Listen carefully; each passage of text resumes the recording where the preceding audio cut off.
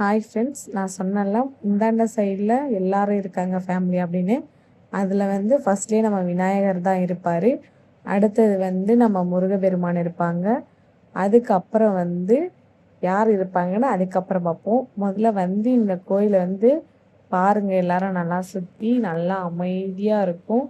மனதுக்கு ரொம்ப ரொம்ப ரொம்ப திருப்தியாக இருக்கும். இந்த பக்கம் பார்த்தீங்கன்னா காளி தேவி அம்மா இருப்பாங்க. இந்த பக்கம் பார்த்தீங்கன்னா நந்தி பெருமாள் இருப்பாங்க.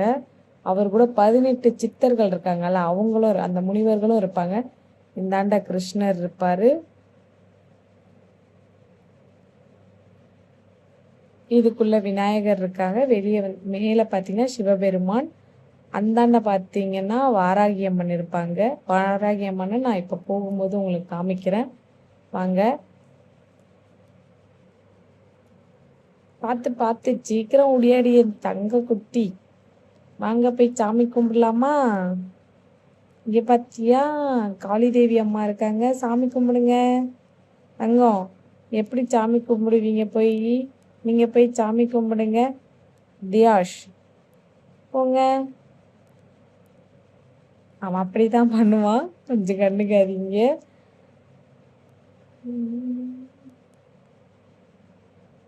இப்போ வாங்க, நான் உங்களுக்கு ஒன்றுன்னா கருவறையில் இருக்கிறது எல்லாத்தையுமே கோயில் அப்படியே சுற்றி காமிக்கிறேன், நீங்கள் அப்படியே பாருங்கள்.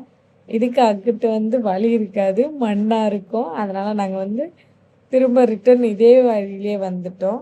சும்மா இந்த பேக் சைடு மட்டும் காமிச்சிட்டு.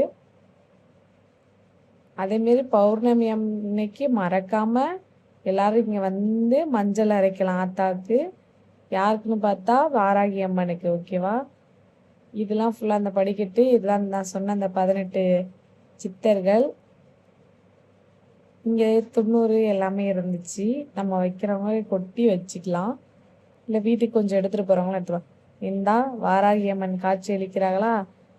கருவறையில் வாராகி அம்மன் இருப்பாங்க. வெளியே பார்த்தோம்னா முருகர் இருப்பார். இது வந்து என்னைக்கு இந்த கோயிலை வந்து புதுப்பிச்சாங்க எல்லாமே இருக்கும்.